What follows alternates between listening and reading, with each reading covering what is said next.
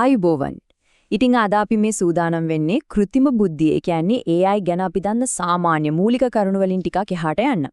අද අපි මේ අතිනවීන පද්ධතිවල යටින්ම තියෙන සැකැස්ම, ඒ කියන්නේ underlying architectures ගැන ඊටාම ගැඹුරු තාක්ෂණික විග්‍රහයක් කරන්නයි බලාපොරොත්තු වෙන්නේ. අනිවාර්යයෙන්ම භාෂී. අද අපි මේ විග්‍රහය හුදෙක් සරල හැඳින්වීමකට සීමා වෙන්නේ නැහැ. මේ AI පද්ධතිය අතුලාන්තයෙන් ක්‍රියාත්මක වෙන විදිහ, විශේෂයෙන් මේ වගේ මුදුකාංග ගෘහ නිර්මාණ ශිල්පයේ නැත්නම් software architecture සහ සංකීර්ණ දත්ත සැකසුම් ක්‍රියාවලීන් වන data processing mechanisms ගැන පූර්ණ විද්‍යාත්මක ගවේෂණයක් තමයි අපි අද සිදු කරන්නේ. ඉතින් මේ ගවේෂණය පහසු වෙන්න අද අපි න්‍යාය පත්‍රය නැත්නම් අජෙන්ඩා එක අපි මේ විදිහට පෙළගස්වලා තිනවා. මුලින්ම හැඳින්වීමක් කරලා ඊළඟට මූලික කෘත්‍රිම බුද්ධි සැකැස්ම එවත් core AI architecture, ප්‍රශස්තකරණය optimization, බහුමාධ්‍යලී ආකෘති multimodal models සහ දෝෂ නිරාකරණය trouble shooting කියන පියවර හරහා ගිහින් අවසාන නිගමනයකින් අපි මේ තාක්ෂණික සංවාදය අවසන් කරනවා. හරි, අපි පළමු කොටසට පිවිසෙමු. ඇත්තටම අමාලි වර්තමානයේ මේ තියෙන වේගවත් තාක්ෂණික ලෝකයේ ඇතුලේ වෘත්තිකයින්ට මේ කෘත්‍රිම බුද්ධි වක්‍රයට, ඒ කියන්නේ AI curve එකට ඉදිරියෙන් ඉන්න නම් මේ පද්ධතිවල මූලික යාන්ත්‍රණයන් වන core system mechanics හරියටම අවබෝධ කරගන්න එක කොච්චර දුරට වැදගත්ද? ඒක නිකම්ම tool එකක් පාවිච්චි කරනවට වඩා කොහොමද වෙනස් වෙන්නේ? ඒක ඇත්තටම ඊටමත් තීරණාත්මක කාරණයක් භාෂී. නිකම්ම මූලික භාවිතයකින් එහාට ගිහින් අපි අලුත් දේවල්, ඒ කියන්නේ නවෝත්පාදන වේගවත් කරන්න නම් මේ යටිතල පහසුකම් සහ මෙවලම් වෙනත් විදිහකින් කිව්වොත් infrastructure and tooling ගැන ඊටම ගැඹුරු අවබෝධයක් තියෙන්න ඕනේ. සරලවම කිව්වොත් පද්ධතියක් ගොඩනගනකොට දත්ත පැකට්ටු ගලාගෙන යන විදිහ, ඒ කියන්නේ data packet flow එක සහ සංඥා සම්ප්‍රේෂණය වෙන signal transmission ක්‍රියාවලිය හරියට කළමනාකරණය කළේ නැත්නම් අපිට කවදාවත් බලාපොරොත්තු වෙන ප්‍රතිඵල ලබා ගන්න බෑ. ඒක නම් ඊටාම පැහැදිලියි. හොඳයි, අපි දැන් දෙවන කොටසට, ඒ කියන්නේ මූලික කෘත්‍රිම බුද්ධි සැකැස්මට යොමු වෙමු. මේ තරම් අතිවිශාල සංකීර්ණ කාර්යයන් ගණනාවක් ඉටු කරන මේ විශේෂිත ආකෘතිවල පදනම් රාමු, ඒ කියන්නේ foundational frameworks ඇත්තටම සකස් වෙලා තියෙන්නේ කොහොමද කියන එක ගැන අපි කතා කරමු. ඒක තේරුම් ගන්න අපි Google සමාගමේ PaLM වගේ විශාල භාෂා ආකෘති, ඒ කියන්නේ large language models උදාහරණයක් විදියට ගමු. මේ පද්ධති ක්‍රියාත්මක වෙන්නේ අතිවිශාල පුහුණු දත්ත ස්කන්ධයක්, ඒ කියන්නේ training data පදනම් කරගෙනයි. මෙතනදි වෙන්නේ මේවායේ අභ්‍යන්තර ස්නායුවික ජාල, එහෙමත් නැත්නම් neural networks හරහා පරාමිති, හෙවත් parameters බිලියන ගණනක් ප්‍රශස්ත කරමින් සම්භාවිතා න්‍යායන් වන probability theories පාවිච්චි කරලා ඊළඟට එන වචනය මොකක්ද කියලා පුරෝකථනය කරන එකයි. මේ prediction එක කියන්නේ අතිශය සංකීර්ණ ගණිතමය ක්‍රියාවලිය. එතකොට ඒක මූලික වශයෙන්ම විශාල සංඛ්‍යානමය ක්‍රියාවලියක් නේද? හැබැයි මට තියෙන ප්‍රශ්නේ අමාලේ, සාමාන්‍ය පෙළ පුරෝකථනය කරන ඔය වගේ ආකෘතියක් සෞඛ්‍ය ක්ෂේත්‍රයේ වගේ ඊටාම දැඩි නීති රීති සහ අවශ්‍යතාව තියෙන තැනකට ගැලපෙන විදියට වෛද්‍ය විද්‍යාත්මක නිර්වද්‍යතාවයක් එමත් නැත්නම් මෙඩිකල් ඇකියුරසි එක ලබා ගන්නේ කොහොමද? ඒක ඇත්තටම ලොකු තාක්ෂණික පිම්මක් නේද? අනිවාර්යයෙන්ම. අනේ එතනදි තමයි අපි සූක්ෂම සුසර කිරීමේවත් නැත්නම් ෆයින් ටියුනින් කියන ඊටම තීරණාත්මක ක්‍රියාවලිය පාවිච්චි කරන්නේ. PaLM වගේ සාමාන්‍ය ආකෘතියක්, ඒ කියන්නේ general LLM එකක් සායනික විශේෂඥයින්ගේ දත්ත පාවිච්චි කරලා MedPaLM කියන විශේෂිත ආකෘතිය, එනම් specialized model එකක් බවට පත් කරලා තියෙනවා. මෙතනදි වෙන්නේ ඉලක්කගත දත්ත කටල හෙවත් targeted datasets හරහා ආකෘතියේ algorithm බර තැබීම්, ඒ කියන්නේ algorithm weights ඊටමත් සූක්ෂම නැවත සකස් කරන එකයි. ඒ හරහා තමයි වෛද්‍ය ක්ෂේත්‍රයට අවශ්‍ය කරන ඉහළ නිර්වැද්‍යතාවය සහතික කරන්නේ. හරි. අපි නම් අපේ තුන්වන කොටසට, ඒ කියන්නේ ක්‍රියාවලිය සහ ප්‍රශස්තකරණය කියන මාතෘකාවට හැරමු. මේ ශාස්ත්‍රයේ ඉන්න තාක්ෂණික වෘත්තිකයින් මේ වගේ සංකීර්ණ ගෘහ නිර්මාණ ශිල්පයන් ප්‍රායෝගික ලෝකයේදී පාවිච්චි කරලා තමන්ගේ වැඩ ප්‍රවාහයන්, ඒ කියන්නේ workflows ප්‍රශස්ත කරගන්නේ කොහොමද? පද්ධතියකින් උපරිම ඵලදායීතාවයක් ගන්න නම් කඩිනම් ඉංජිනේරු විද්‍යාව, එහෙමත් නැත්නම් prompt engineering කියන දේ අත්‍යවශ්‍යයි. මේකදී මුලින්ම කරන්න ඕනේ ඉතා පැහැදිලි වගේම නිශ්චිත ආදායනයක්. ඒ කියන්නේ clear specific inputs ලබා දෙන එක. ඊට පස්සේ පද්ධතියෙන් ලැබෙන ප්‍රතිදානය, ඒ කියන්නේ system output එක විවේචනාත්මක විශ්ලේෂණ කරලා අවශ්‍ය නම් ආයෙත් සැරයක් යොදුම් වෙනස් කරන පුනරාවර්තන ක්‍රියාවලියක් හෙවත් iterative process එකකට යනවා.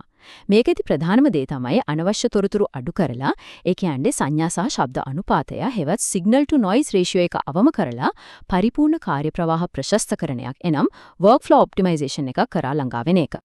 පැහැදිලි. හතරවන කොටසින් අපි කතා කරන්නේ බහුමාදිලි ආකෘති ගැන. මේ වෙනකන් අපි කතා කළේ පෙළ, ඒ කියන්නේ ටෙක්ස්ට් ආශ්‍රිත දත්ත ගැන විතරයිනේ. හැබැයි පෙළ නෙවෙයි නම් ඊට වඩා සංකීර්ණ දත්ත මේ පද්ධතිවලට ග්‍රහණය කරගන්නේ එමත් නැත්නම් ඩේටා ඉන්ජෙක්ෂන් එක වෙන්නේ කොහොමද? සාමාන්‍යයෙන් තනිමාදිලි පද්ධති, ඒ කියන්නේ සිංගල් මොඩැලිටි සිස්ටම්ස් වලට පුළුවන් එක දත්ත ආකෘතියක් විතරක් හසුරවන්න. හැබැයි බහුමාදිලි ආකෘති එමත් නැත්නම් මල්ටි මොඩල් මොඩල්ස් වලට පුළුවන් පෙළ, ශ්‍රව්‍ය, දෘශ්‍ය සහ රූප වගේ විවිධාකාර දත්ත කට්ටල හෙවත් ඩයිවර්ස් ඩේටා සෙට්ස් එකවර විශ්ලේෂණය කරන්න. මේ පද්ධතිවලට තියෙනවා මේ විවිධ දත්ත ප්‍රවාහයන් අතර තියෙන සම්බන්ධතා හොයාගෙන ඒවා හරස් සංශ්ලේෂණය කරන්න. ඒ කියන්නේ ක්‍රොස් ඩේටා සින්තසිස් කරන්න පුරුවන් සුවිශේෂී තාක්ෂණික හැකියාවක්. මේකට දෙන්න පුළුවන් හොඳම උදාහරණයක් තමයි MEDPALM කියන ආකෘතිය. මේකෙන් පෙළ සහ භාෂාව, වෛද්‍ය රූප වගේම සංකීර්ණ ජිනෝමීය දත්ත පවා එකවර විශ්ලේෂණය කරනවා.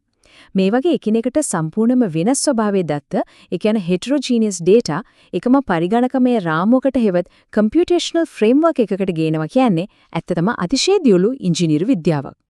ඒක ඇහුවම තේරෙනවා මේකෙන් ඩිජිටල් ලෝකයේ ඇතුලේ කොච්චර ලොකු පෙරලියක් වෙනවද කියලා. හැබැයි අමාලි මේ කෘතිම බුද්ධි ගෘහ නිර්මාණය එනම් AI architectures, භෞතික දෘಢාංග, physical hardware සහ සංවේදක තාක්ෂණය sensor technology එක සැබෑ ලෝකයේදී ප්‍රායෝගිකව ඒකාබද්ධ වෙන්නේ කොහොමද? මේ ගැන අපි සැබෑ ලෝකයේ උදාහරණයක් බැලුවොත් ඒකට හොඳම උදාහරණයක් තමයි RIFI Bird කියන සමාගමේ ව්‍යාකෘතිය. එයාලගේ AI පද්ධතිය කරන්නේ සංවේදක තාක්ෂණයෙන් එහෙම නැත්නම් sensor technology එකෙන් ලැබෙන දත්ත ඒ මොහොතේම ඒ කියන්නේ තත්ත්වකාලීනව real time විශ්ලේෂණය කරලා විවිධ රෙදිපිලි වර්ග හඳුනාගන්න එකයි. ඊට පස්සේ ඒ දත්ත පදනම් කරගෙන භෞතික රොබෝ විද්‍යාවට robotics අදාළ නිශ්චිත විධාන ලබා දෙනවා. හැබැයි මෙතනදී දත්ත හුවමාරු වේගය data transfer speed උපරිම මට්ටමක තියාගන්න එක සහ ප්‍රමාදය එහෙම නැත්නම් latency එක අවම කරන එක පද්ධතියේ සාර්ථකත්වයට කෙලින්ම බලපානවා. හැබැයි අපි පස්වෙනි කොටසට එමු දෝෂ निराකරණය සහ ආරක්ෂාව. තාක්ෂණය කොච්චර ප්‍රබල වුණත් ඒකේ තියෙන අවදානමත් අපි අනිවාර්යෙන් කතා කරන්න ඕනේ. අමාලි ඇත්තටම මේ වගේ පද්ධති සැබෑ ලෝකයේ යොදවනකොට මතුවෙන්න පුළුවන් පද්ධති අවදානම් ඒ කියන්නේ system vulnerabilities මොනවද? ඇත්තටම භාෂේ තාක්ෂණික මට්ටමේදීම ඒ කියන්නේ ආකිටෙක්චරල් ලෙවල් එකේදීම අපි හඳුනා ගන්න ඕනි බරපතල අවදානම් කීපයක් තියෙනවා. විශාල දත්ත කට්ටල වලින් පද්ධතියක් පුහුණු කරද්දී ඒ දත්තවල තියෙන සහජ පක්ෂපාතීත්වයන් එහෙමත් නැත්නම් inherent biases ආකෘතිය ඇතුළට කාවැදෙන්න තියෙන ඉඩකඩ වැඩි. මේකින් සමාජීය හානි social harms වෙන්න පුළුවන්.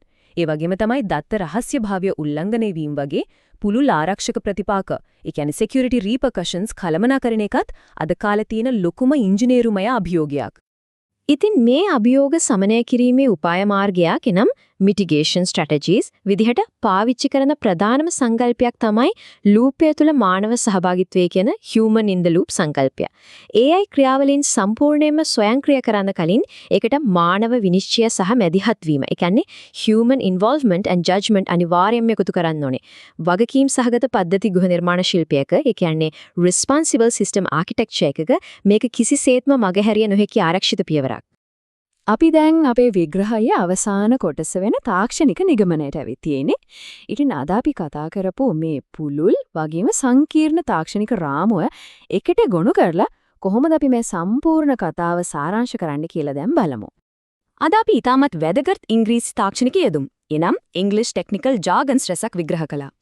මූලික පදනම ආකෘති වෙන විශාල භාෂා ආකෘති, large language models, ඒවා වඩාත් විශේෂිත කරන සූක්ෂම සුසර කිරීම, fine tuning, ආදායනයන් වඩාත් ප්‍රශස්ත කරන කඩිනම ඉංජිනේරු විද්‍යාව, prompt engineering, ඒ වගේම සංකීර්ණ දත්ත එකවර සකසන බහුමාදිලි ආකෘති, multimodal models සහ පද්ධතියේ ආරක්ෂාව තහවුරු කරන ලූපය තුල මානව සහභාගීත්වය human in the loop චේන දේවල් ඒ අතරින් විශේෂයි. හරියටම හරි වාෂේ නිරන්තරයෙන්ම අලුත් වෙන විකාශනය වෙන මේ AI ශාස්ත්‍රයේ තියෙන නවතම ගෘහ නිර්මාණ ශිල්පයන් ඵලදායී විදිහට පාවිච්චි කරන්න නම් අපි අඛණ්ඩවම මේ තාක්ෂණයත් එක්ක යාවත්කාලීන වෙන්න ඕනේ. අපේ වෘත්තීය ජීවිතය තුළ වඩාත් සාර්ථක වගේම වගකීම් සහගත කෘතිම බුද්ධි ඒකාබද්ධ කිරීම එනම් AI ඉන්ටිග්‍රේෂන් සිදු කරන්න මේ දැනුම තමයි හොඳම අඩිතාලම වෙන්නේ. ඉතින් අවසාන වශයෙන් මේ ගැඹුරු ප්‍රශ්නය ඉදිරි කරමින් අපි අද අපේ විග්‍රහය නිමා කරමු.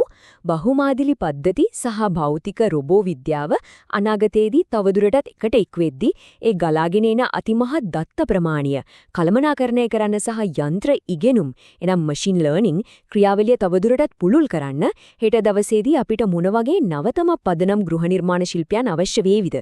මේ විප්ලවීය තාක්ෂණය ගැන අපේ ගවේෂණීය අනිවාර්යයෙන්ම ඉදිරියට තියා යුතුයි.